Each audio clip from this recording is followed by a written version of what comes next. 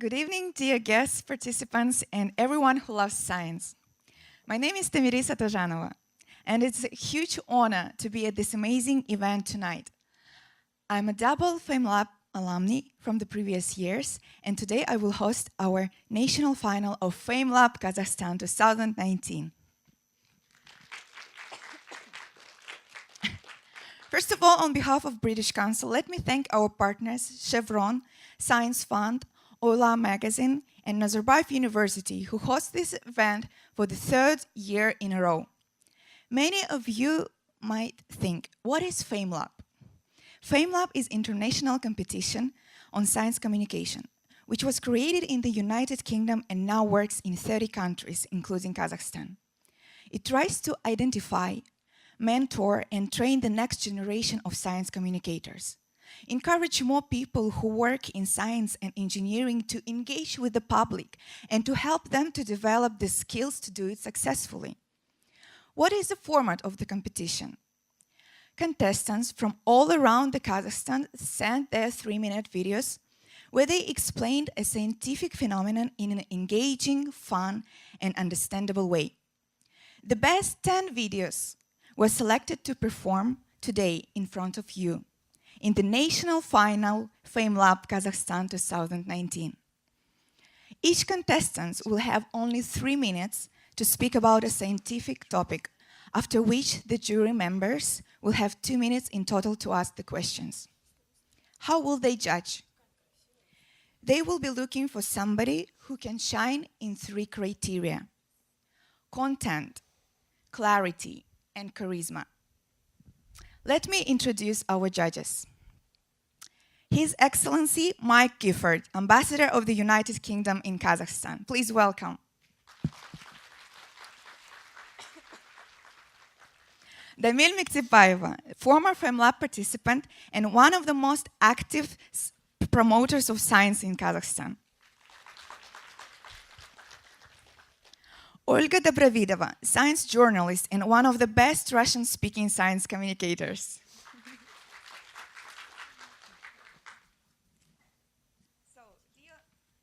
Dear ladies and gentlemen, I would love kindly ask you to support our finalists as much as you can.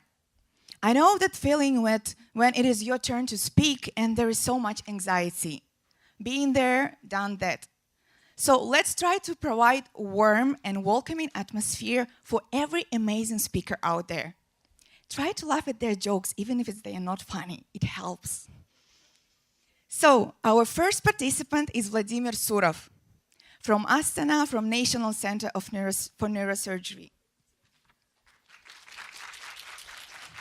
He is a clinical pharmacist at the National Center of Neurosurgery.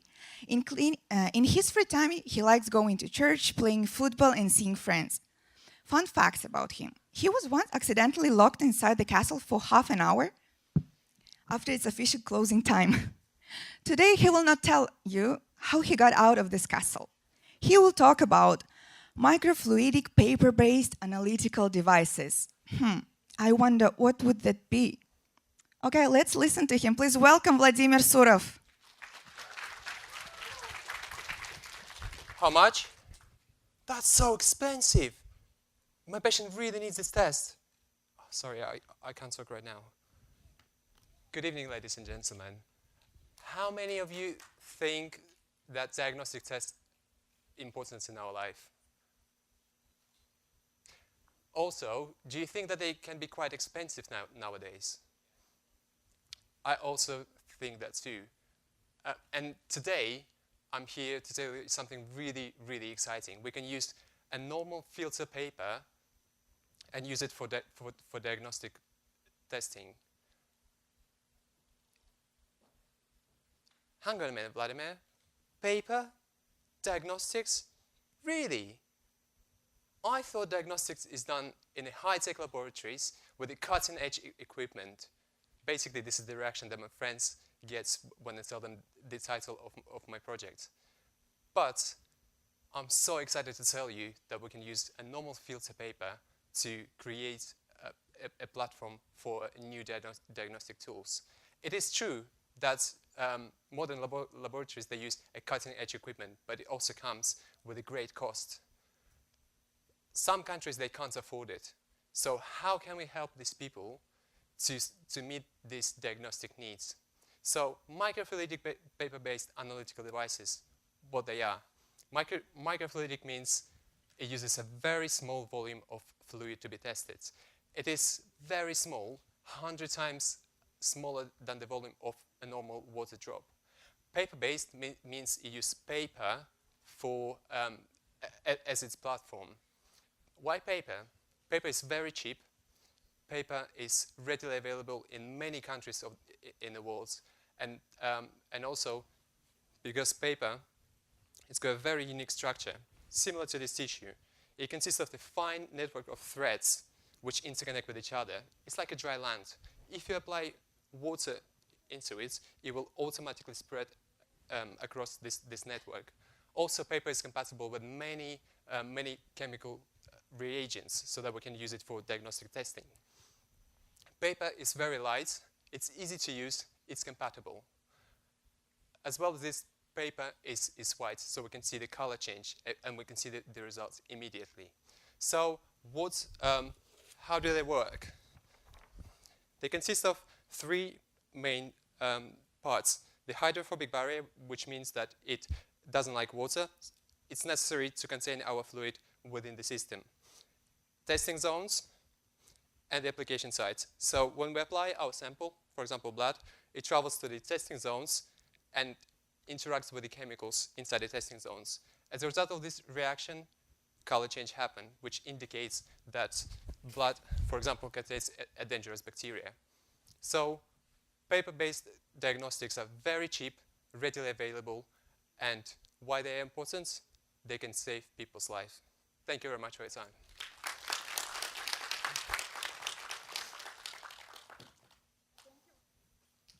Thank you, Vladimir. And now you will be asked a few questions from judges. Hi, Vladimir. Thank you very much indeed for that presentation. That was great. I had a question about how new this technology is, or it's not really a technology, I guess, it's a technique. Is it something that doctors and analysts have been using for some time, or has it been developed more recently?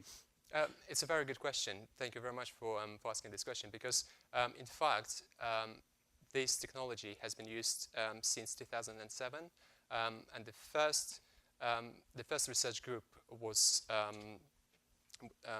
founded by Whitehead. So there is a research group in the United States. So they've been using this technology successfully for almost 13 years now. The main areas where they use this technology is analytical area and diagnostic area. So analytical area, we can analyze fluid, water, and diagnostics, we can analyze any body fluid, really. Okay, that's great. Thank you. Thank you for your presentation. I have a question. What's a disadvantage of using paper comparing to cutting-edge technology that's used right now in the hospitals? And after you name the disadvantage, how to solve it? Okay, that's again a very, very good question. And I think the main disadvantage that this technology has been facing is the specificity. So, of course, if we compare laboratory testing with the cutting-edge equipment, we have a great accuracy of the results. But paper-based diagnostic devices, they can provide a good initial platform to get the instant results. And how can we improve this disadvantage? The main improvement of this disadvantage is to use the imaging programs. So we can take any ordinary smartphone, take a picture of our results, and analyze it on this program. This program is free of charge. You can download it from the internet and use it on an ordinary smartphone, and you can put the results into numbers. Thank you, Vladimir. I assume I can't ask you about the castle, though, right? not allowed. Well, if you wish. No. So what's the first healthcare challenge you would like to solve with this paper-based sensors? What's the most important one? I think working as a clinical pharmacist, I would definitely use this technique for infectious diseases. So one of the big problems that we face now is the time. Not only us here in Kazakhstan, but also in other countries in the world. It takes usually, if it's a very good laboratory, it takes 24 hours to get the initial results, just the culture, either gram-negative bacteria or gram-positive bacteria. But on average, it's usually 2 or 3 days. With this technology, we can get an instant result. Although you may not be as accurate as a laboratory one, but you will provide us an initial step for the treatment. So I think I would go for the infectious diseases. Thank you very much. Thank you very much, Vladimir. So let me introduce our second participant. Asel Junusova is a medical student from Astana, from Nazarbayev University School of Medicine. She has biological background, she's passionate about medicine and education. She loves reading books and writing blogs on certain platforms.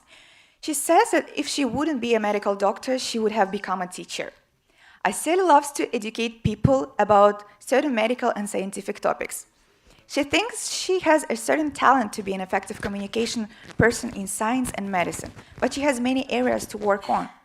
Participation in FameLab would give her a valuable experience to be a great doctor who can effectively explain scientific knowledge to her patients. Asel also wants to encourage larger audience to be interested in science and medicine, and participation in this project can certainly help her to develop these skills.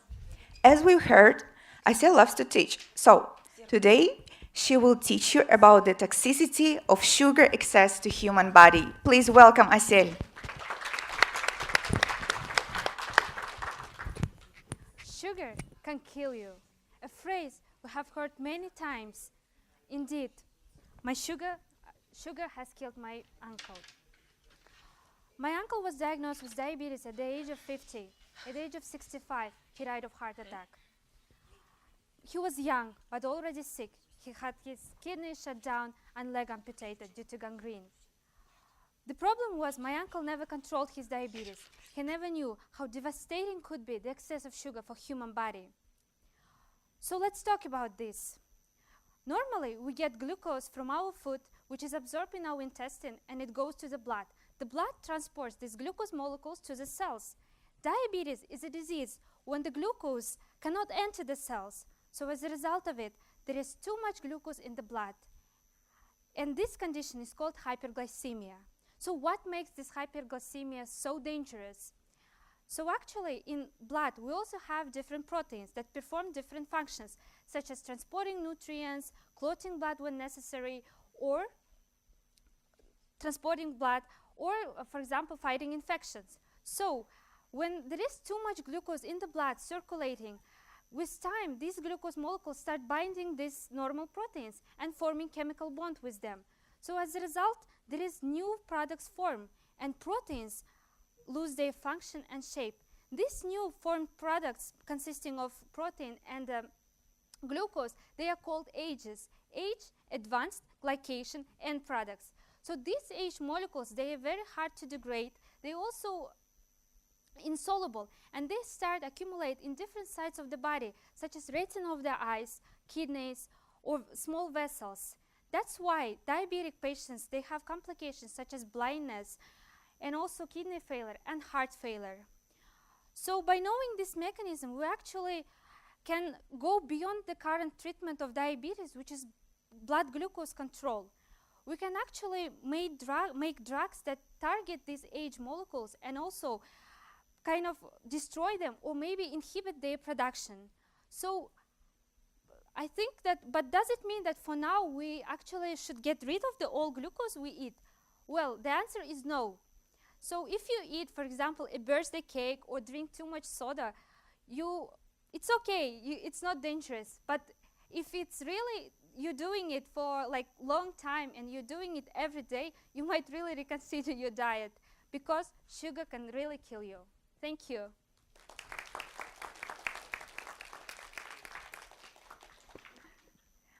Lesson learned, Asiel. Thank you. And now the following questions from judges. So thank you very much indeed. Could you tell us a bit more about how widespread these problems are in society, and how different countries, how important a problem is it in different countries, for example, here in Kazakhstan? Well, diabetes itself as a disease is a very common problem for all over the world. Actually, 1 in 3 people have this condition, and it's really highly associated with cardiovascular disease. So that's why in Kazakhstan as well, it's a very, very huge problem. So people probably should learn more about actually the pathology behind this disease, and maybe then people will think that by even decreasing the consumption of the sugar, there might be some help for this condition. Thank you. Do you know the difference between type 1 and type 2 diabetes, the one that happens in the early childhood and the one that happened in 50s? Well, actually, diabetes type 1 is mostly autoimmune disease. When during the childhood, like children may have certain genetic predisposition to this condition. They actually, the pancreas, the organ just behind the stomach, has hormone insulin, which is actually used for glucose to enter the cells. And this hormone is absolutely absent in children with diabetes type 1. As a result of it, these children have to use this insulin injection for the whole life. But diabetes 2 is mostly a condition which is acquired. People can get it because of this excess weight, and then because with this excess weight, the cell become insensitive to this hormone insulin, which is also produced from the pancreas. And this diabetes is not actually dependent on insulin, not like most of the time, but this modifying the lifestyle, like diet or doing physical exercise, it might be really helpful to prevent this type 2 diabetes. Thank you, Asel. So apart from the personal connection with your uncle, what brings you to this subject? Why do you find it so interesting? Well, actually, this diabetes 2 it runs in my family. My grandma and my grandfather also had this condition, and it's a very big problem for our family. And before I became a medical student, I was always searching for reason why this sugar, small molecule glucose, can be so toxic, because it seems like sweet and tasty, and why it becomes so dangerous, and so that people can get their leg amputated, or they can get heart attacks. So I became searching this condition, and also once I became a medical student, I started to understand this. So that's why I thought that this topic should be well known for bigger audience. Thank you.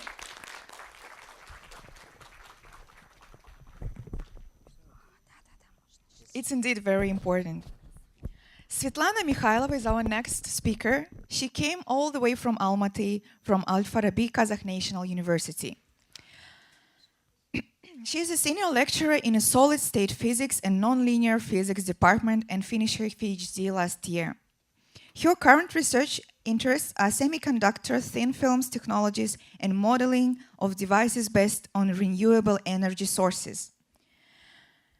However, the topic that she will present today is about neural networks. So besides the science, she likes traveling, cooking, and singing. Meet a lady in red, Svetlana Mikhailova. We live in the era of globalization. From year to year, we get more information.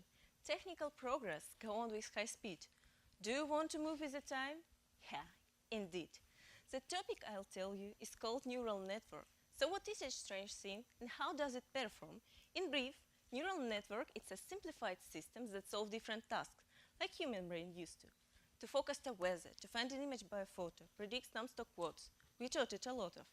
The neural network principle of operation is similar to in-brain processing of information.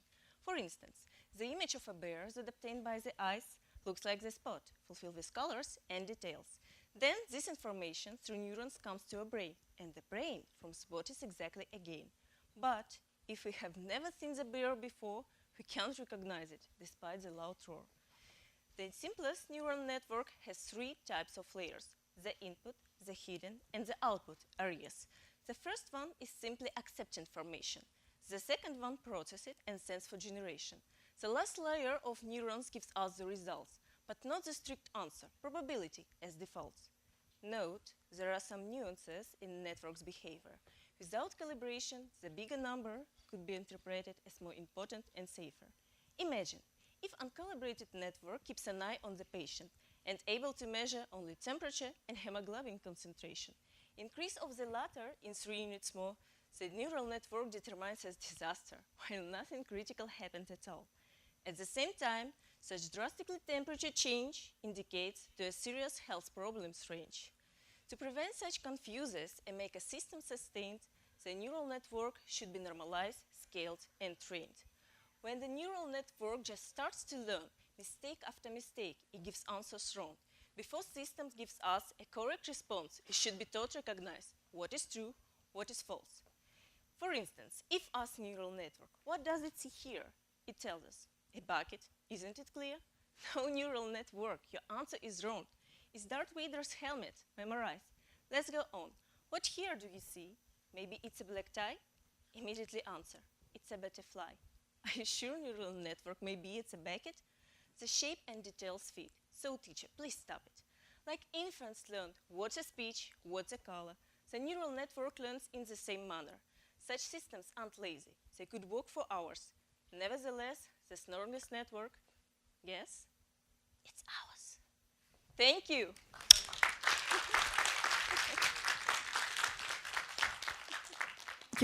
Thank you, Svetlana, for your great speech. Svetlana, thank you very much indeed. I was impressed by the way you kept that going in rhyme throughout the 3 minutes. Could I ask you to look ahead, I don't know, 10 or 20 years? Where will neural networks be then, and what will they be doing for us in the future? Well, it's a wonderful question, and actually there is some kind of book was written by Dan Brown. Maybe you'll see its origin.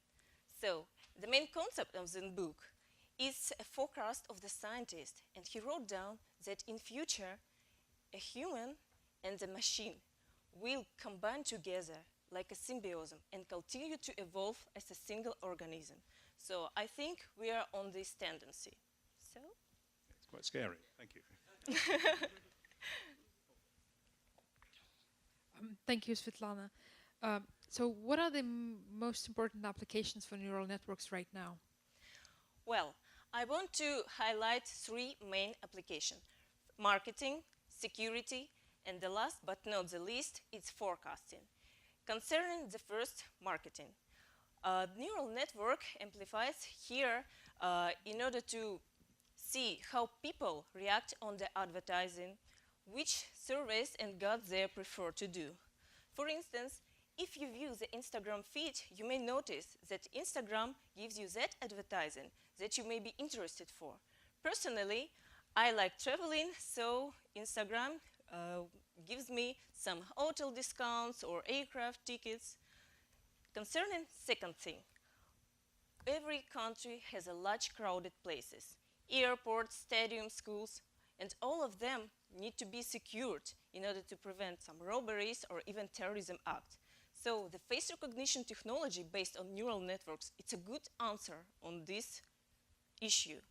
In case of the last thing, forecasting, if we use the proper algorithm, we can understand and forecast how to find oil or mineral deposits, for instance, and even we can see and predict what people behavior will be on the proper thing. So we all use it and start to use it even here in Astana. So we're in the tendency of all the world.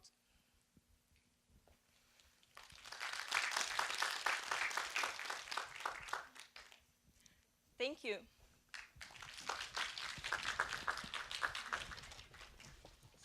Thank you, Svetlana.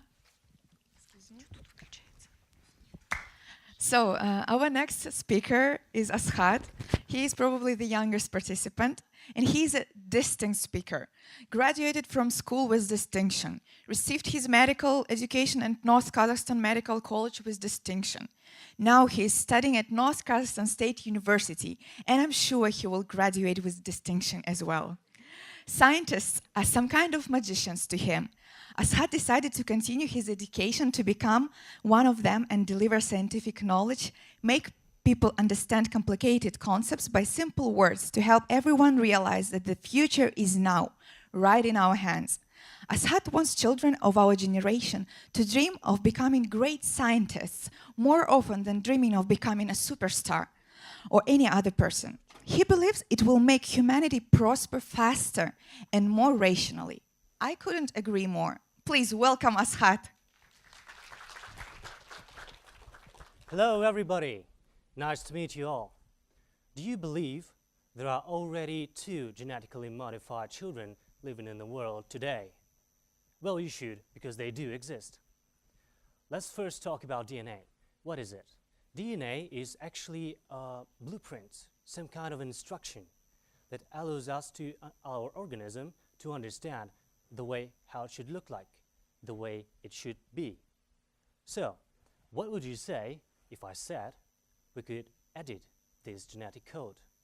It controls our hair color, our eye color, our physical, and even partly our mental being. So what would you say if we could just edit this genetic code and form the new generation of humanity and other living creatures, including us, of course, from one generation to another?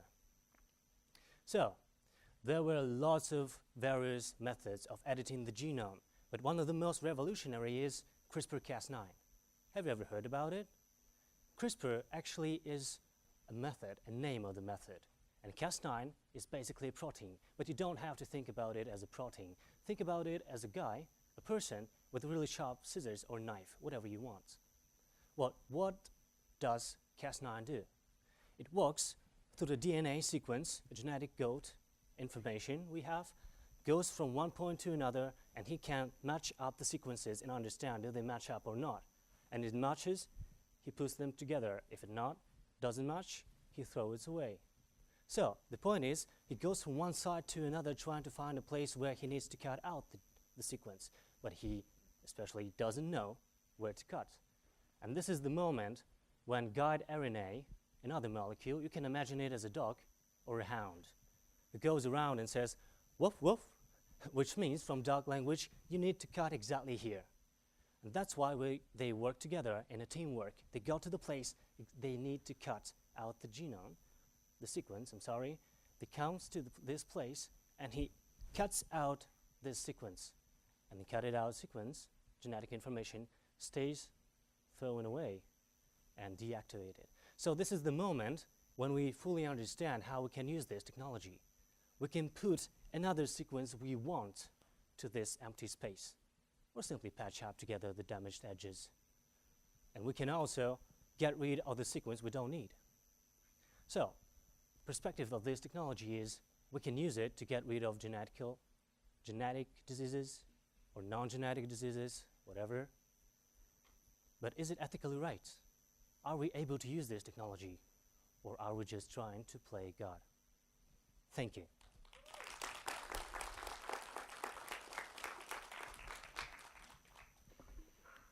Alibek, you are a distinct speaker indeed. Thank you. Okay, thank you. I had a question. Great presentation. Thank you very much. I mean, the point you ended on about ethics and are we playing God, could you develop that a bit more? I mean, who gets to decide on these on applications for this technology? Is it government? Is it scientists? Is it people? How do people decide? How does society decide? Actually, this is a very hard question to answer because, let's be honest, we don't have an answer. This is a hard ethical question we need to think about. First thing we need to understand is that science is not about political question. It is about science and prosperity for everyone. But on the other hand, we don't fully understand the full pack of possible consequences we might have by using this editing technology. So this is a big question, and I'm sure this is not my area of expertise, so that's it. Thank you for your presentation. I have a question. So, if now we are using this technology for correcting the mistakes, do you think we're gonna use it to make superhumans? And do you think we're gonna prolong life? And if yes, for how long? Well, very precise question. Of course, we can use it not just to treat patients and get rid of some genetic diseases. We can also use it to design people. It is called a design baby. Have you heard about it? I'm sure you have. So, we can actually design a baby in the embryo stage to grow up a genius. Genius in music, in math, in any other area we want. So it is another ethical question, and of course, I'm sure we can make our lives longer. But I cannot say you the number because I don't want to lie.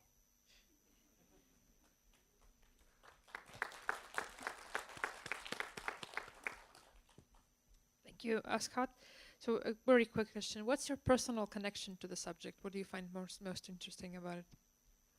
One of the most interesting things here, as far as I think, it is some kind of moment we can change everything by doing a simple act of editing, cutting out some gene and putting another.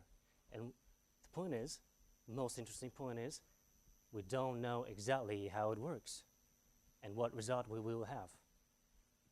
So this is the most interesting point for me.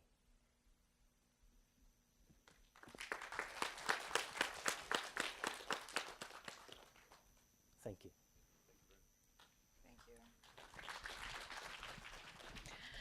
So let's welcome Alibek Miriki, our next speaker, and he is a surgeon.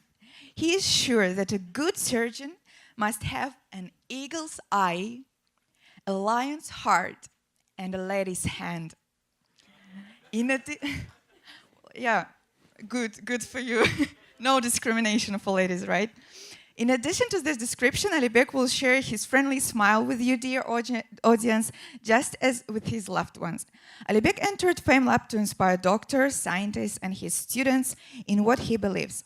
And he believes that a clear communication is a key to an effective disease treatment and prevention. Tonight, Alibek will tell you something fascinating about your main organ, the heart. Please welcome Alibek with his speech on heart vessels and cardiovascular diseases. Thank you. Have you ever wondered how can you predict your future health issue, such as heart and kidney disease, or even stroke? As a heart surgeon, I've been studying this question for the last 5 years. Despite the traditional risk factors, such as high cholesterol, high blood pressure, smoking, diabetes, obesity, and physical inactivity, arteries can help us to answer this question by demonstrating its stiffness. Last 2 decades, studying arterial stiffness has gained research interest due to its non-invasiveness and clinical evidence. Actually, there is a machine that measures aortic stiffness. Basically, the machine assesses how fast a wave generated by heart contraction travels a distance from point A to point B along the wall of the artery. As a result, physicians are able to identify people at the high risk. Well, to understand how arterial stiffness impacts on your health, let's dive into anatomy and physiology of blood vessels. The main difference between large and small arteries is in elastin and collagen proteins. Normally, large arteries have more elastin proteins and therefore stretchy than small arteries. Thus, large arteries has Winkelfeld effect. The Winkelfeld effect can be explained by using aorta, which is the largest artery that carries oxygenated blood from the heart to the whole body. During the heart contraction, blood goes into aorta and expands it. So now you can see a magic of elasticity. On one hand, the expanded aorta stores a half-ejected blood volume. On the other hand, The elasticity stabilizes these waves generated by heart contraction and ejected blood volume, making them more smooth and protecting small vessels from that energy. During the heart relaxation, the expanded aorta shrinks back and pushes stored blood forward, maintaining continuous blood flow. As we all age, the large arteries lose elastic properties and increase stiffness, becoming more like a pipe. The pipe-like arteries cause a fast return of reflected waves that overlay on heart contraction and increase blood pressure, the load on the heart, brain, and kidneys, leading to the disease conditions. In summary, measuring aortic stiffness can help us to predict our future health issues so that we will be able to develop preventive actions to live a long and happy life. Thank you.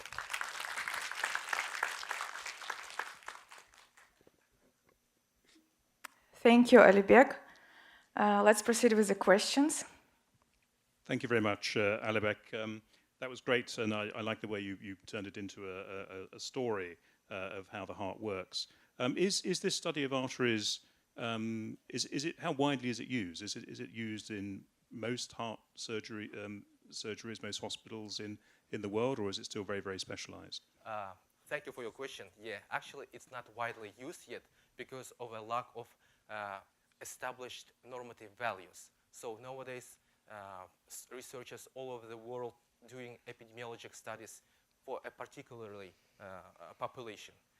But in Kazakhstan, fortunately, we, in collaboration with University of Pittsburgh, was awarded a grant from NIH to study this, to transfer this technology in Kazakhstan. So we are looking forward and excited to study our population and see what is the arterial stiffness in our population, especially in age over 60. Thanks very much. Thank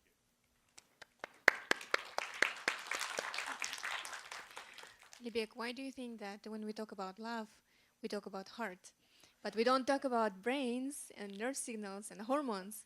Why the heart takes it all? Yeah, thank you for your question. It's actually a good question. In my perspective, I think the heart is a muscle, but in that muscle, we have only one neuron cell that automatically can give these impulses and contract and relax these hearts. I think these independent things can be that thing that pushes our to love and be independent, despite the all things that we listen from our loved ones, whether if we love this person or not. Thank you.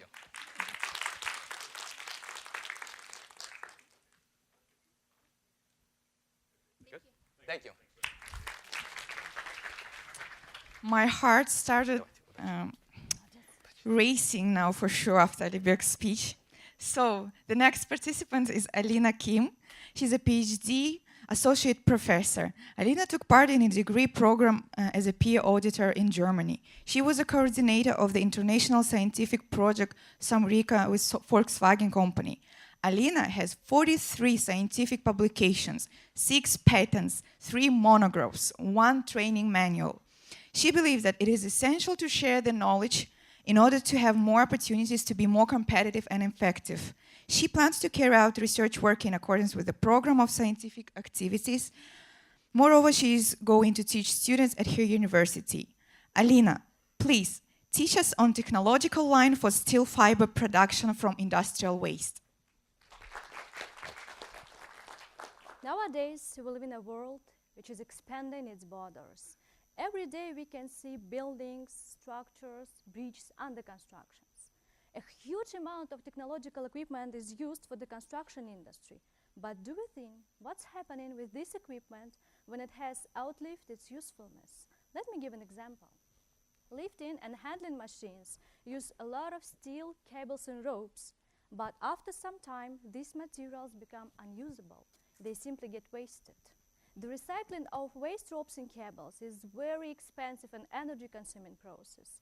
Well, The main idea of my research is the production of new type of steel fiber from industrial waste. I mean waste ropes and cables of mechanical handling. This fiber is further used for the production of modern building material, which is steel fiber reinforced concrete. This type of concrete is widely used throughout the world, for instance, in special elements of seismic resistant buildings and pavements of airfields, in the production of self-leveling floors, and in many other cases. So I propose new technology and absolutely new equipment that would reduce the production cost significantly and make the fiber cheaper than its counterpart. I mean standard steel fiber from new wires. The know-how of my research is energy-efficient ways of cutting, unwinding, washing and drying the fibers, and also developments on the use of both fiber and steel fiber reinforced concrete. It should be noted that all studies are conducted within the framework of the scientific grant from World Bank. And to sum up, I'd like to say that there are no analogues of the proposed solutions in world practice. Consequently, there is an urgent need to develop new technology and equipment that will allow the full cycle of steel fiber production in the Republic of Kazakhstan. Moreover, the problem of the processing industrial waste is being solved. Thank you so much.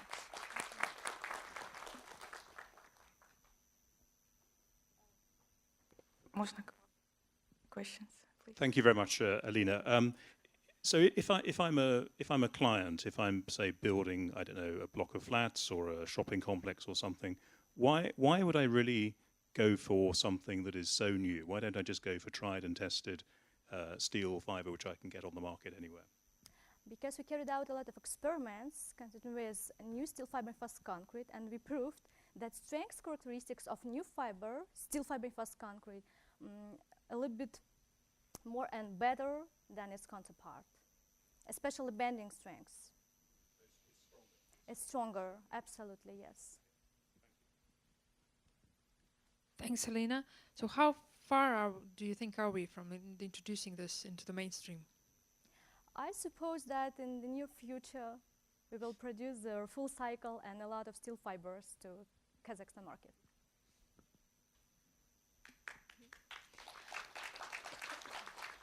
I have a question. So I didn't get it. So is this technology already used somewhere, or it's completely new? It's completely new. There are no analogs. Oh, great. Yeah. Thank you. Thank you so much. Dear Alina, thank you for your speech and for teaching us something that I'm not aware of absolutely. Thank you so much. Ahmaral Rahim was born in Almaty in Kazakhstan. She is currently doing her PhD at Al-Farabi National University. The topic of her research is wastewater treatment. She had 2 research internships in Sweden and Romania, has working experience in teaching and working in the lab and liquid detergents production.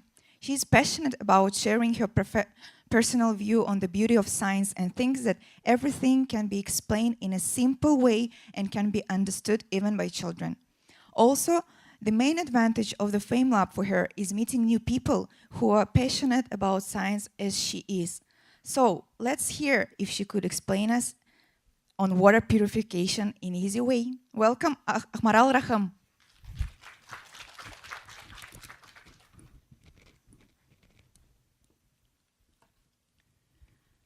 I'm gonna tell you the story, the real story about love, friendship, and the bravery. Once upon a time, there was a beautiful princess of inorganic kingdom, water. She was so pure, shiny, and happy. Her soul was full of magical energy, which filled with happiness and life everything around her. Water was in love with really strong and mineral, night zeolite. He protected water from all of the impurities of the inorganic kingdom, and nobody could win him. But one day, the villain named Human came and enchanted the princess. He poisoned water with his very fine soldiers, organic pollutants, and water got sick. She was dying, and everything around was dying with her. Zeolite wanted to go and destroy the soldiers, but he couldn't even get close to them. The problem was in a completely different nature. The soldiers were hydrophobic, which means water rejecting organic pollutants. And the mineral, zeolite, was hydrophilic, water attracting inorganic mineral. They can't contact. Zeolite was going mad. He was suffering so much, but he didn't give up.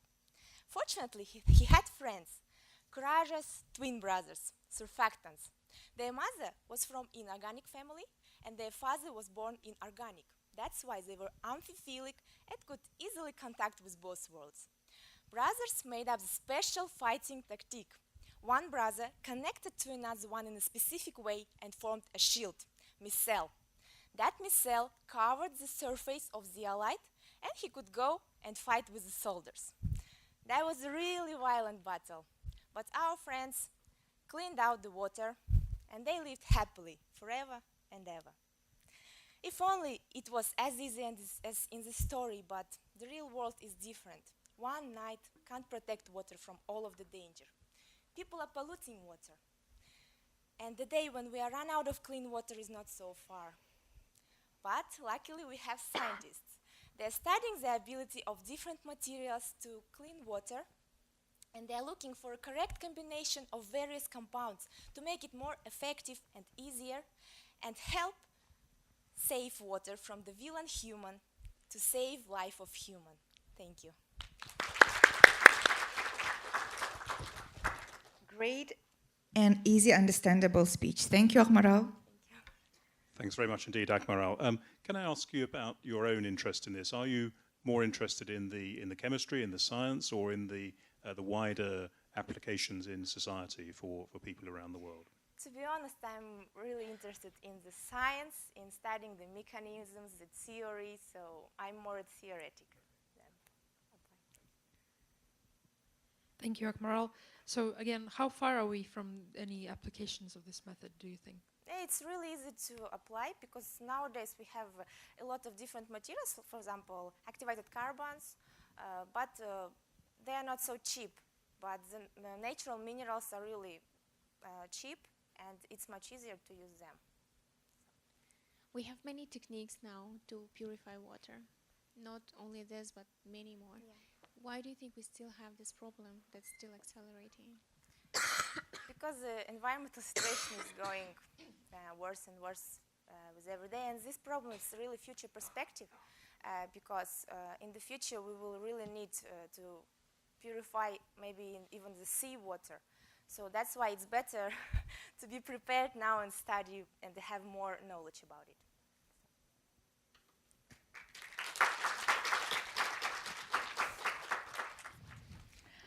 It's my pleasure, dear ladies and gentlemen, to invite Salima Davlidova.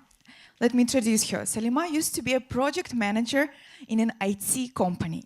Then she moved from Almaty with her family to Astana in order to study medicine at Nazarbayev University. Now she is a third-year medical student and actually one of my classmates. Salima is a great example of how it's never too late to pursue your dreams. Moreover, she is a mother to 2 wonderful kids, and she will teach you today on a very important, even a life-saving topic tonight, a rage incompatibility between mother and the fetus. Please welcome Salima.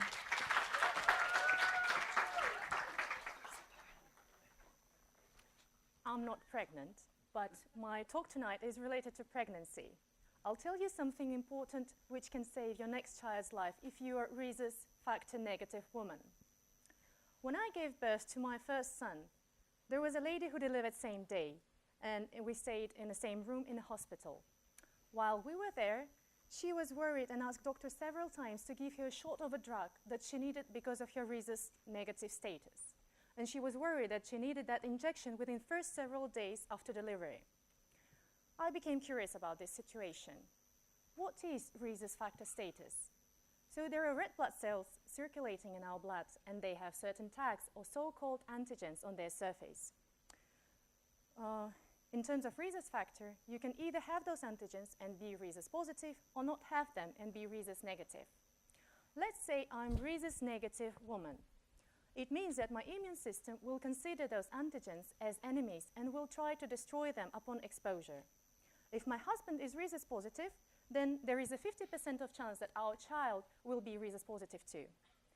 Normally, during pregnancy, blood between baby and mother does not intermix, so there is no risk of complication. But during labor, the rhesus antigens from baby can get into my blood and activate my immune system, making it to learn how to destroy these antigens and build immunity against them. So if next time I'm pregnant with rhesus positive baby, my immune system will get activated and send a command to destroy these antigens, and it can even lead to baby's death. There are many couples which have one child but fail to have more children because of repetitive miscarriages. But this situation can be prevented. Injection with rhesus immunoglobulin done after labor can prevent this by erasing the command to destroy these rhesus factor antigens from my immune system. What is more important, that doctors in hospitals can miss the situation and skip it and not pay attention. So if you are rhesus negative, you need to get tested during pregnancy and get treated in order to carry to term a healthy child. If this presentation prevents at least one miscarriage or makes someone a happy mother of several children, then my goal for tonight is accomplished. Thank you for your attention.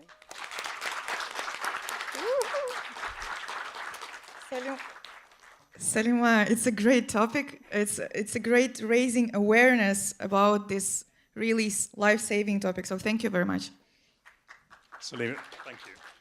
I had a question. You said that one of the way to solve this is by drugs, essentially, and you said that they're applied after labour. Can you just give us a better idea of time frames when that happens, and is it actually during labour or after the baby's born, or is it later on? Sure. Thank you for your question. So usually it's done within first 36 or 72 hours after giving birth, when it's usually the time during which my immunity will get activated. So before giving birth, there is no interaction between our blood systems, so it's fine. But after that, it's better to prevent this situation and building immunity.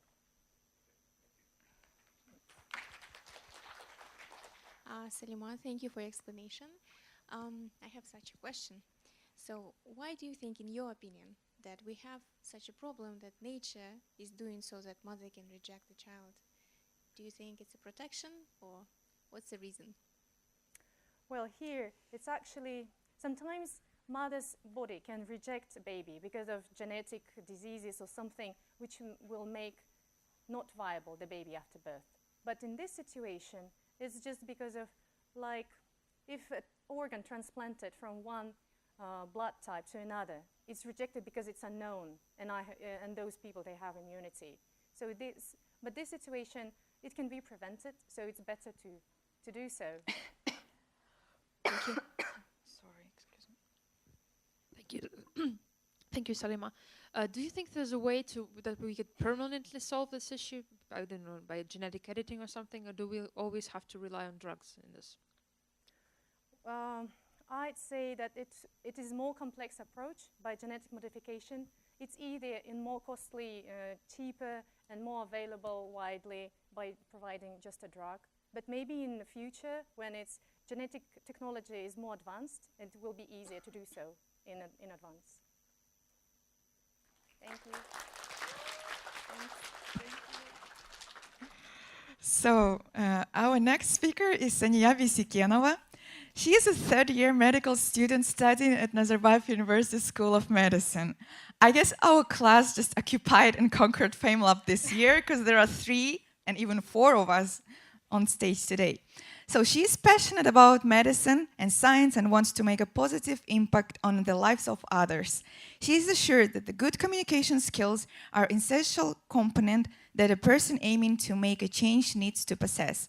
Saniya is happy about this opportunity to develop science communication skills and meet other enthusiasts that are eager to share their knowledge with the general population. She believes that these skills would aid in her future professional career aspiration. Our participants are unique individuals. Saniya will share you a secret of our uniqueness. Please welcome her.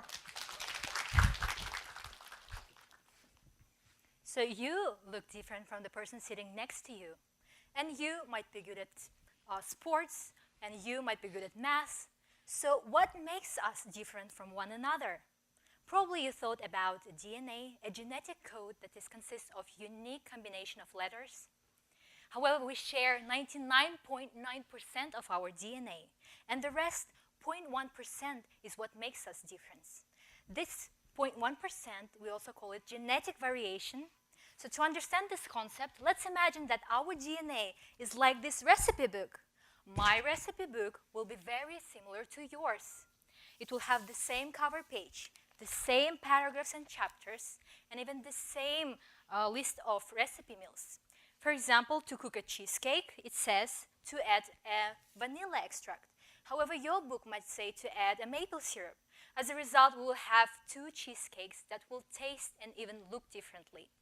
This book was copied many, many times, and it might have some mistakes or typos. For example, instead of baking, it might change into shaking. So, as a result, we will have like this different. So, as a result, there will be.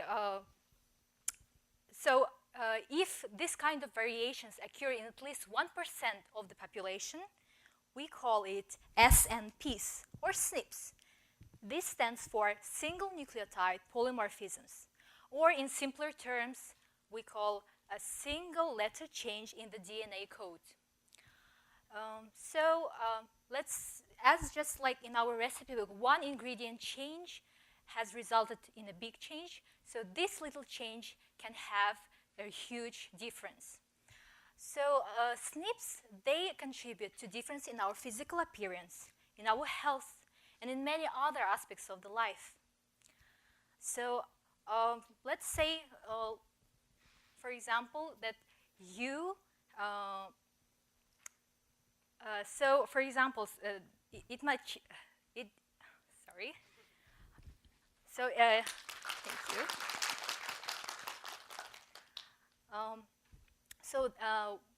However, unfortunately, we don't know that despite the significance of these SNPs, unfortunately, we don't know the majority of the SNPs.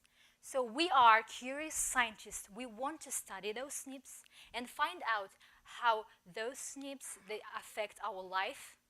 So let's say, for example, will you get cancer in the future? Or maybe what kind of exercise your body will most succeed in? What kind of drugs will your body most effectively respond to? These are just some of the questions that we are aiming to answer. So let's imagine a world where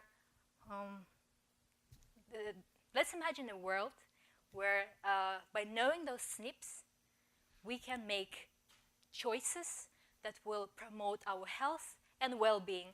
Thank you.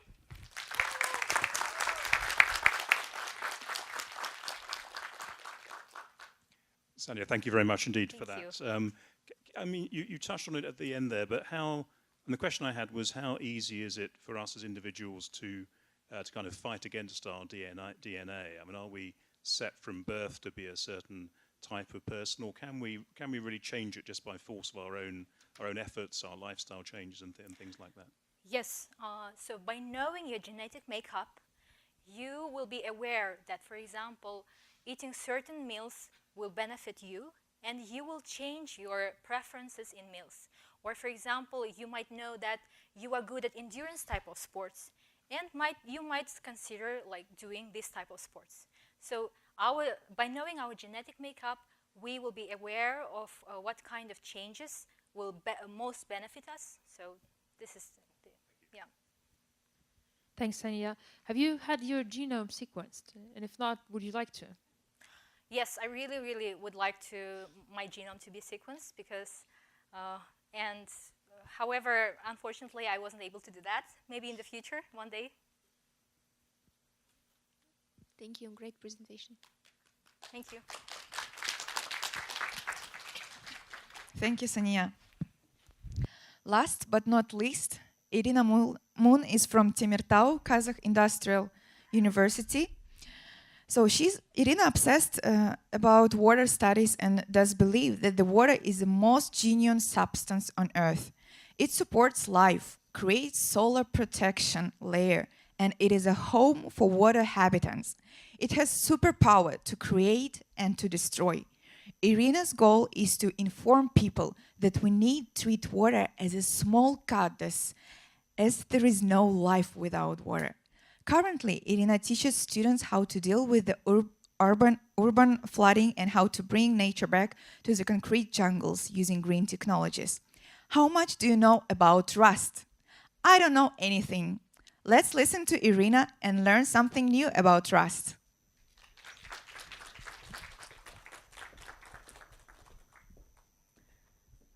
So, one day my cousin drank a water from the tap, and after 12 hours she felt a pain in her stomach, and after 2 hours she was diagnosed intestinal disease.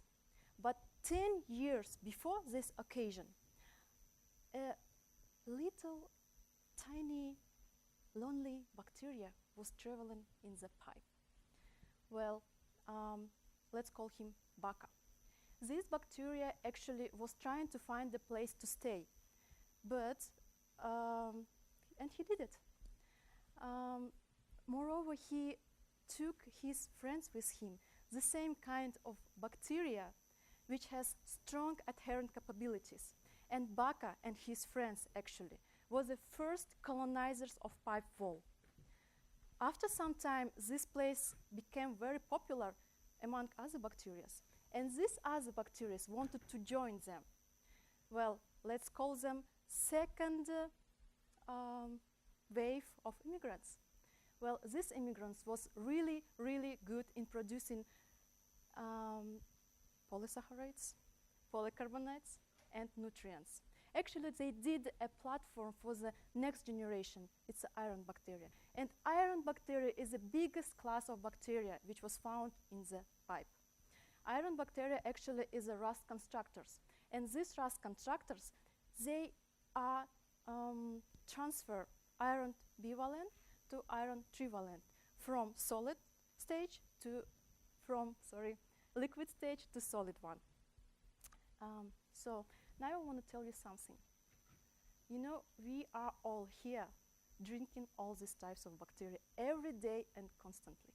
But they are not harmful for our life. However, I want to tell you about the fourth generation of bacteria. It's a pathogenic microflora. And this pathogenic microflora, let's call them Peter and Zhenya because of pathogenic. Well, there is a really bad guys because they do nothing. They just stick in the voids of the rust and live there until the hydraulic regime in the pipe will change. And when the hydraulic regime is changed, they just flush out from this place and go directly to your tap. This is how 10 years later, Peter and Zhenya met my cousin's stomach. Thank you.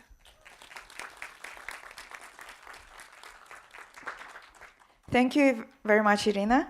Let's ask some questions.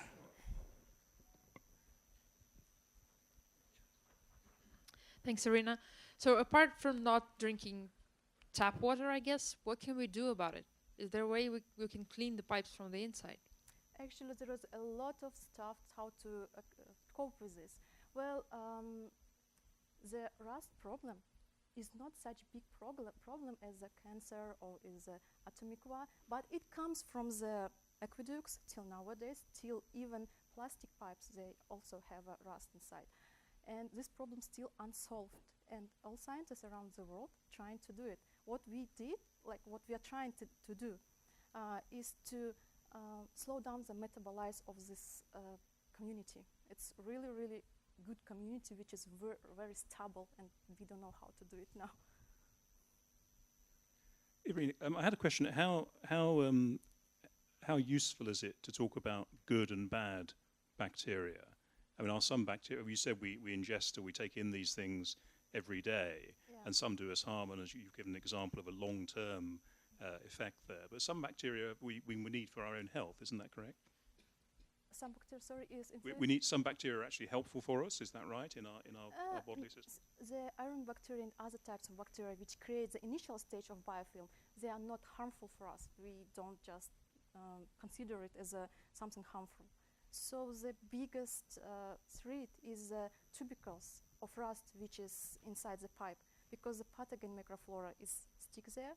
So this is a really good correlation in the like if you have a lot of rust, there is a lot of pathogenic microflora inside. So answering your question, I have no idea if these bacteria have positive influence on our life. Okay, thank you.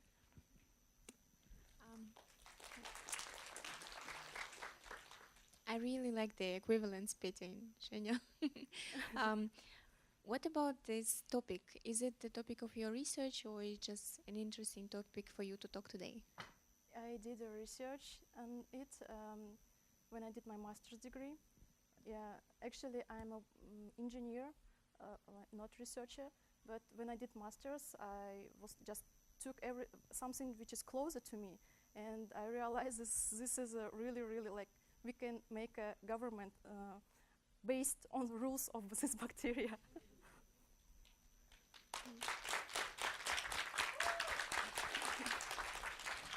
Thank you. So I would love to thank you guys, everyone, every participant of this event. So we did learn a lot, didn't we?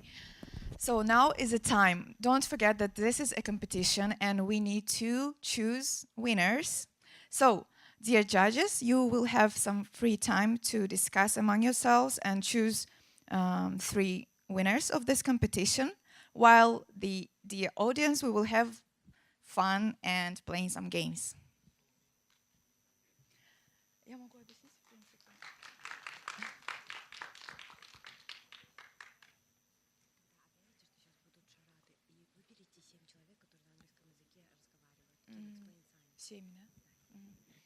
So, for this game, we will have to choose 7 volunteers.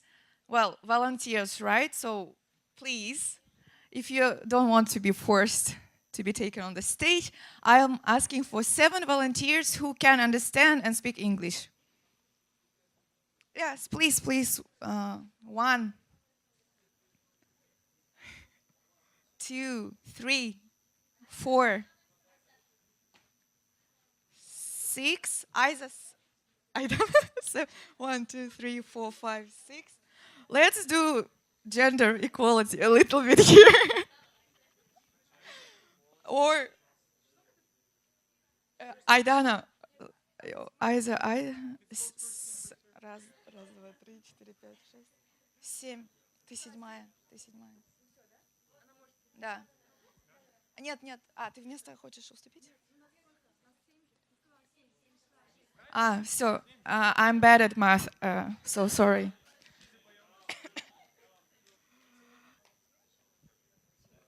Yes, we have dear volunteers here, and they will explain you the rules of this game. It's very simple. Please follow their rules. Yeah, so we have Moldir, who is gonna time 1 minute for every participant, and we have another our volunteer who is gonna show you words. That's science words that you have to explain to the audience. So if you guess, if they understand you more, who will have more words will win nice prize. Yeah. So we can. Who wants to start first? From which side do you want to start? From girls or from boys? Okay, let's start from the side. Yeah. So you can miss only 1 word. Yeah. No. You should only show without any words, without any sounds. Yeah. So we can start. Time. Ready? Time. 1 minute.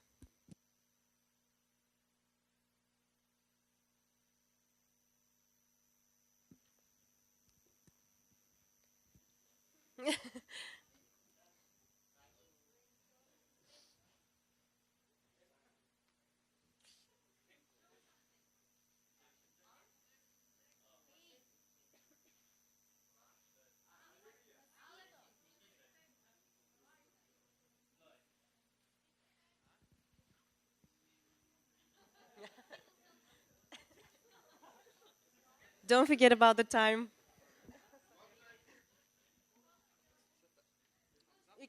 You can change if you want. You can choose another word.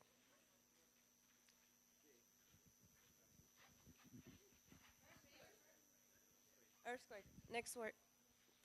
Still have time? Yeah. Другое слово.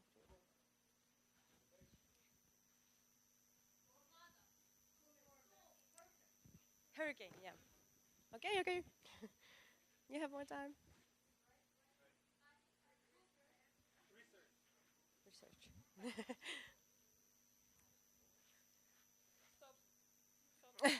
Okay, you can explain, you can try to explain the last word.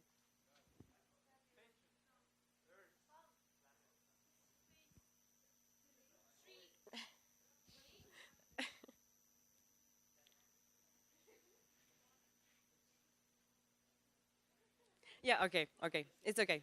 So, another contestant.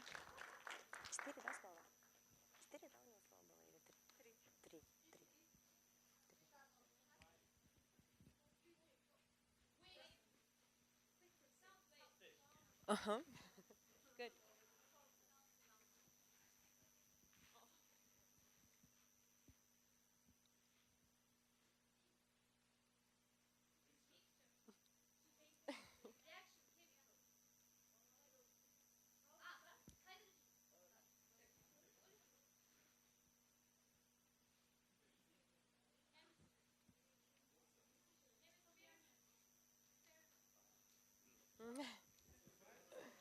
Don't forget about time. Take next.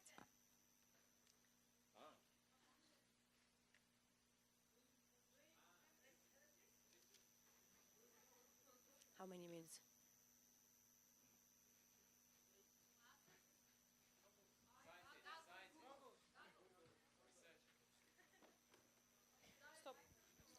Stop.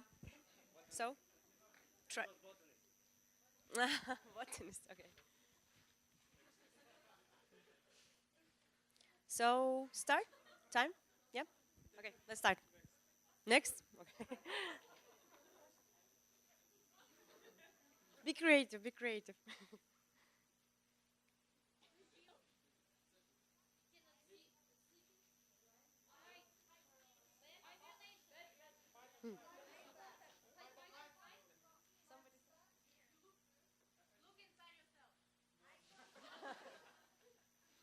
You're a fly. Insect? I don't know. Okay, okay, let's try to the next one. Camouflage.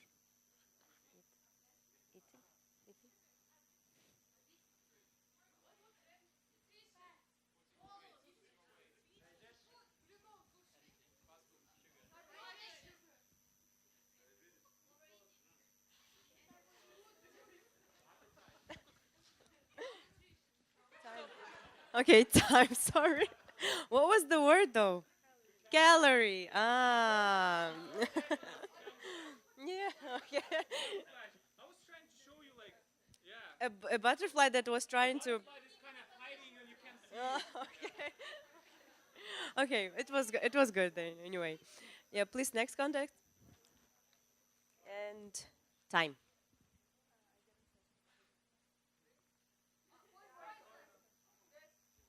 Pollution. Another point. Okay, try and next.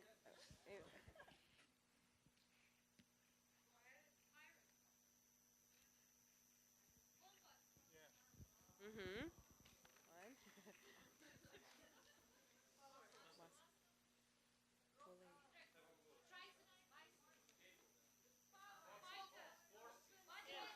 Force.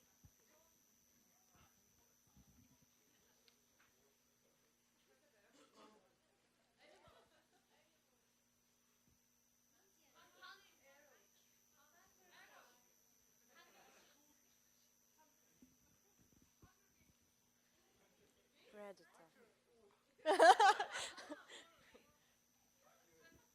Time. It was extinct. Ah. Okay. Okay, nice try. We can try the next one. time.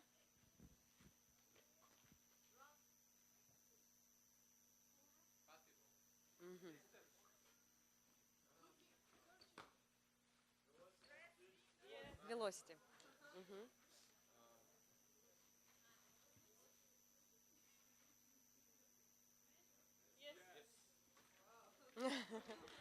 Nice.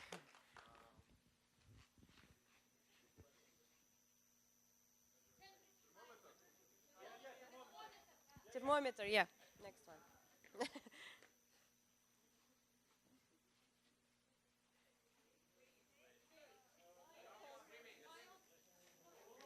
Сколько? Уже.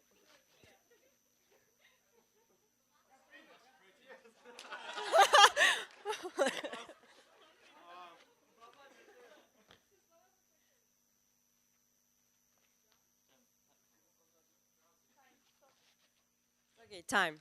But it's a good result, the best result so far.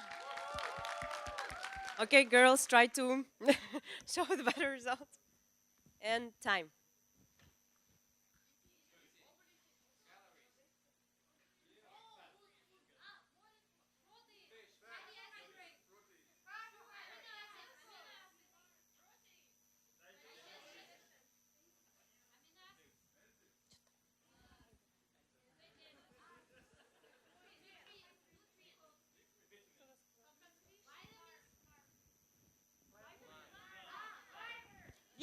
Yes, fiber.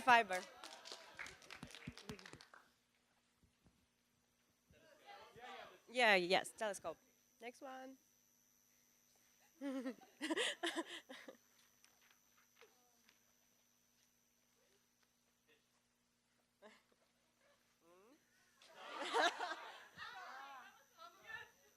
So.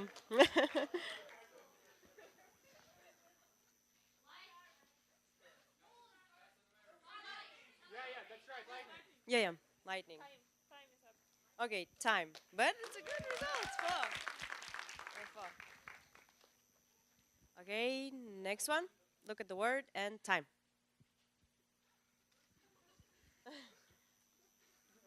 Think.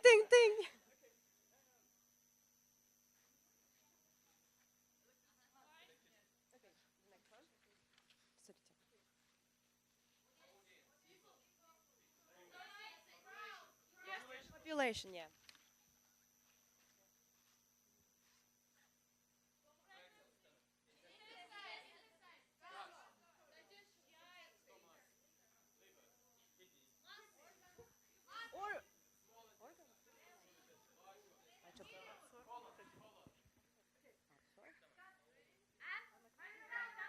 Okay.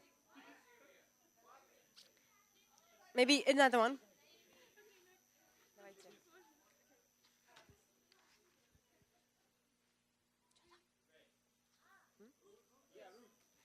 Next one.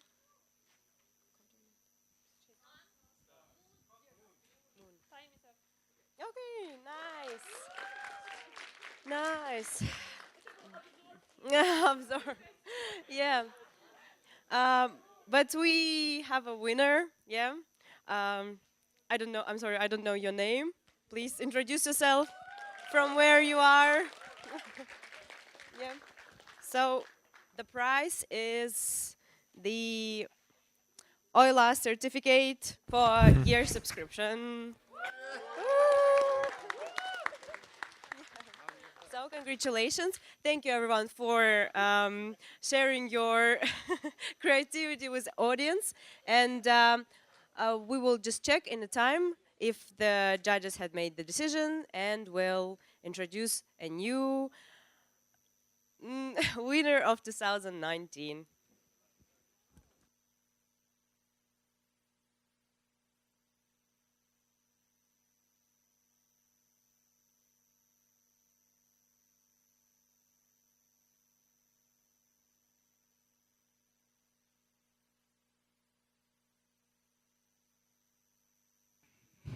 So the time has come. I bet it was a very difficult decision to choose the winners of this competition, because everyone was great and everyone did their best. So I would love to give the mic to our dear judges, and they will announce the winners of FameLab 2019.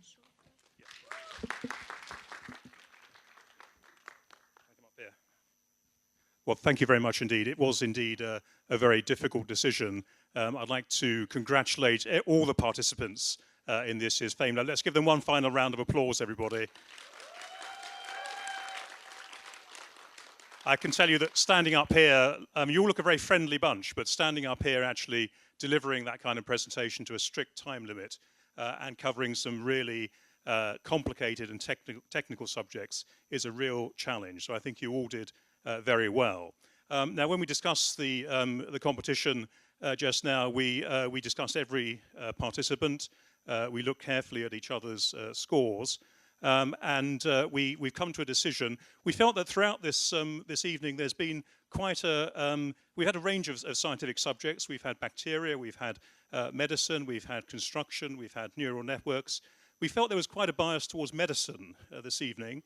In fact, all of our three, the third, second, and first place winners are all in that field. Now, I'd like to invite my fellow judges to come up and help me here. We're going to announce them in reverse order. So the first one is the third place winner. And let me hand over to you to introduce that. Hi, guys. So it was really, really hard time to choose. But I want to say that you were so good today. You explained things really fun. And it was really fun. FameLab medicine today. You did a good job, and I know how it feels because I also stayed here in front of people several years ago. So I want to announce the third place, and the third place goes to Alibek Mireke.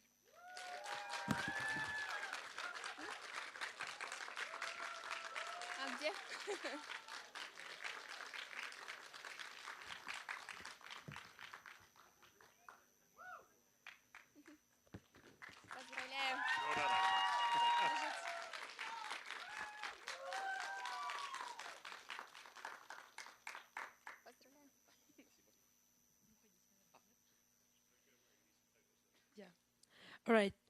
First of all, I want to thank every participant. It was awesome. This is my first judging experience at FameLab, and I'm really thinking of going back to this. It was a difficult decision, but I thought we did a good job. So I have the honor of presenting this certificate to the second place winner, who is Ashat Obakirov.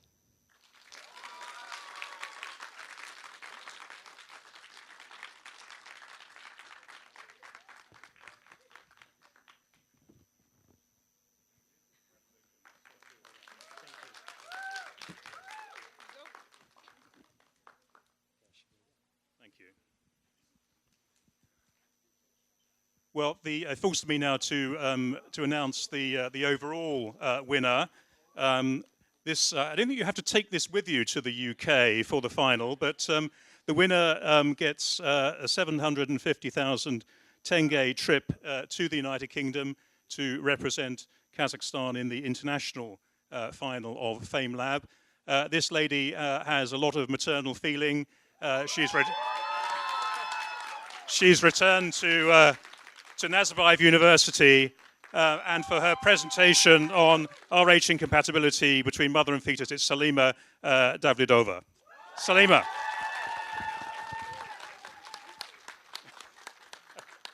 Well done, congratulations. Congratulations. Okay.